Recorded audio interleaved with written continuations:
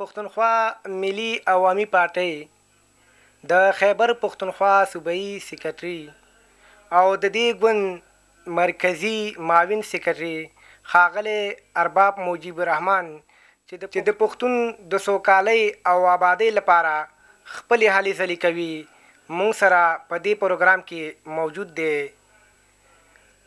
او په دې پروګرام کې ورته هرکلی ویو. ارباب صاحب هر کله راشئ. ډېره مننه ډېره مننه. ارباب صاحب ستاسو د سفر موخه جرمني ته څه ده؟ نو ډېره مننه ستاسو نسیم خان وروره. زه خو اصلا په نیدرلینډ په هالینډ کې د فارو لخوا نه چې کوم کانفرنس را جوړ شوی و زمونږ د وطن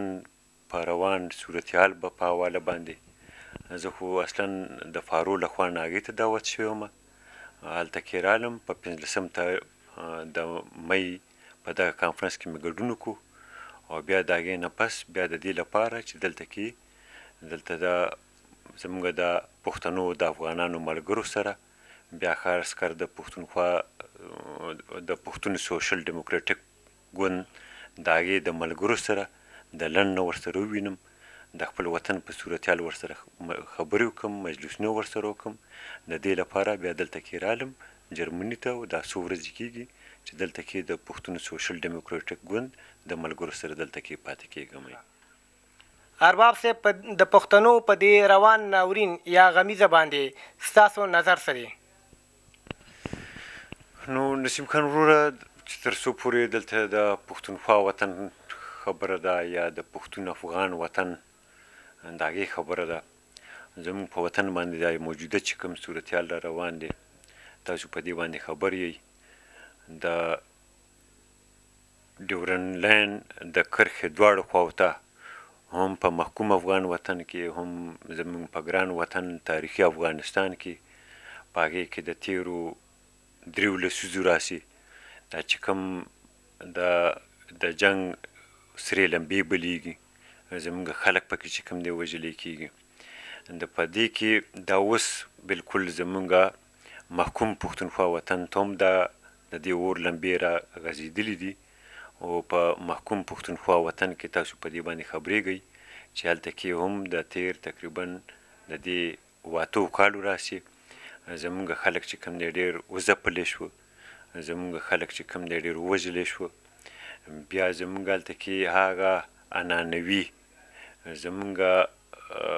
کوم ادارې وي، زموږ حجرې یا زموږ جرګې یا زموږ دلته کې چې نور کوم د ژوند کوم مختلف اړخونه وو هغه چې کوم د هغه ډېر په بده طریقه باندې چې کوم د هغه د فشار لاندې دي د ترهګر قوتونو لخوا نه هغه چې کوم د هغه د ډېر سخت خطرو سره مخامخ شوي دي. نو په دغه صورتحال کې چې موږ ورته وګورو د محکوم افغان پښتونخوا افغان وطن کې او بیا په آزاد افغان وطن کې دواړو خواو ته چې دا کوم دغه وخت کې دا کوم صورتحال روان دی دا تقاضا کوي چې دلته کې پښتانه افغانان بیا خاص کر هغه خلک چې په خپل وطن باندې مینه خلک دي، وطن دوست سیاسي قوتونه، جمهوري سیاسي قوتونه، دا د هغوی نه دا تقاضا کوي چې په دغه روان ناورین کې په دغه غمیزه کې په دې کې پکار ده چې په دې کې یو متحده یو حرکت وکړي، داسې یو حرکت چې هغه د دغه ترهګري د دې نجات ترلاسه کړي او دا خپل قام ته خپل ولس ته چې دا کوم مشکلات دي کوم بدې شپې ورځې دي د دې نه چې کوم دی خپل ولس ته او خپل قام ته نجات ورکړي. نو د دې لپاره پښتونخوا ملي عوامي ګوند هغه داسې فکر کوي چې دا دلته کې په دغه پښتونخوا وطن کې په آزاد افغان وطن کې دې کې د ټولو وطن دوست سیاسي قوتونه د ټولو جمهوري سیاسي قوتونو د دوی چې کوم د دوی د یو ملي وظیفه جوړیږي چې هغه د خپل قام د خپل ولس د دغه روانو ستونزو سره د هغې څخه چې کوم د نجات ورکولو لپاره یو متحده یو حرکت را جوړ کړي، یو متحده جدوجهد وکړي او د دغه مشکل نه د خپل قام او ولس ته نجات ورکړي.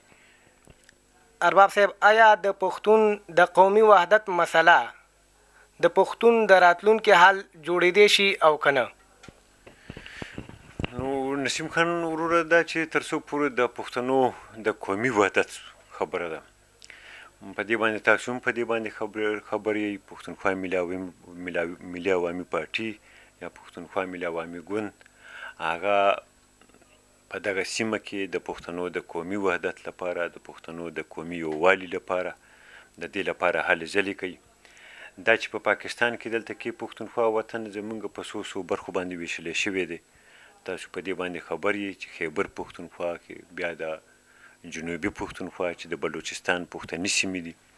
یا بیا دارنګې د اټکو د میاوالي چې په پنجاب باندې شامل کړی شوي دي او دغه رنګې د ګلګت او د بلتستان پښتني او افغاني خاوره هغه چې ځان ته یو بل انتظامي وحدت کې ساتلی کېږي د دې نه علاوه بیا دلته کې منځنی پښتونخوا چې هغه چې کوم دی هغه د دې ټولو برخو نه چې کوم دی ځان ته په یو جدا یو انتظامي وحدت کې ساتلی کېږي د دې د یووالي لپاره پښتونخوا ملي عوامي ګوند د ډېر وخت راسي چې کوم دی لګیا د هلې ځلې کوي او بیا موږ په دې باندې پوهېږو چې په دې کې د پښتنو د قومي وحدت په دغه مسله دا اصلا د پښتنو د آینده د خپل د پښتنو د مستقبل د دوی د خوشحالۍ د دوی د آبادۍ د دوی د سوکالۍ د هغې لپاره چې کوم دی یوازینی لار ده چې دا پښتونخوا وطن دا ټول سره په یو انتظامي وحدت کې راجمع شي په دغه لار باندې چې کوم دی پښتونخوا وطن یا پښتون افغان ملت چې په دغه سیمه باندې اوسیږي په دې وطن کې په تاریخي طور د زرو کالو راسي اوسیږي دا به یقینا چې کوم دی دا به د ډېر د یو روښانه مستقبل سره مخامخ کېږي د یو ډېر خوشحاله او د یو سوکاله ژوند سره به مخامخ کېږي د دې لپاره پښتونخوا ملي عوامي ګوند د دې لپاره هلې ځلې کوي پښتونخوا ملي عوامي ګوند زموږ د مبارزې مهمه نقطه په دغه واله باندې دا چې مثال خبره دا ټول د پښتونخوا وطن دغه مختلفې برخې چې په بیلو بیلو انتظامي وحدتو کې ویشلې شوي دي دا باید دا په یوه انتظامي وحدت کې یا په یو متحده صوبه کې په هغې کې راجمع شي چې د هغې یو متحده صوبه وي د هغې یو متحده چې کوم دی یو حکومت وي او بیا د دې سرې چې کوم دی د دې سرې بیا د پښتونخوا وطن په ټولو اقتصادي زیرمو باندې په ټولو اقتصادي وسایلو باندې په هغې باندې د پښتونخوا وطن د ولسونو د قامونو د هغوی مکمل واک و اختیار وي چې دا موږ د خپل پښتونخوا وطن د خپل خوار او غریب د ولس د هغوی چې کوم د هغوی د ګټو لپاره استعمال کړو د هغوی د خدمت لپاره مصرف کړو د هغوی د مفت تعلیم بندوبست وکړو د هغوی د مفت علاج بندوبست وکړو او د پښتونخوا وطن کې زموږ چې کوم ځوانان دي د هغوی د روزګار بندوبست وکړو چې موږ د خپل قام د خپل ولس د هغوی د مسافرۍ چې دا په ټول جهان کې سره خواره واره داسې په مزدورۍ پسې وراورک دي هغه بیرته موږ واپس په خپل وطن ته راولو په خپل کور کلي وطن کې په هغې کې ورته هلته روزګار ورکړو دا اصلا دا زموږ د پښتونخوا د قومي وحدت سره تړلی سوال دی که پښتونخوا وطن سره یو والی پیدا کوي یو قومي وحدت پیدا کوي بیا د دې ځای په اقتصادي وسایلو باندې خپل واک او اختیار ترلاسه کوي نو د هغې په نتیجه کې به د پښتونخوا وطن ټول قامونه ټول ولسونه دا به چې کوم دی دا به د ډېر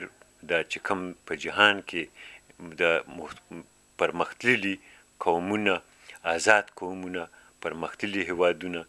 دا چې د کوم انساني سهولتونو سره مخامخ دي دا زموږ دا وطن زموږ دا قامونه زموږ د ولسونه دا به هم چې کوم دی د هغه انساني یو جدید ژوند سره مخامخ کېږي او یقینا د هغې په نتیجه کې به زموږ قام د خوشحالۍ او د سوکالۍ ژوند ترلاسه کوي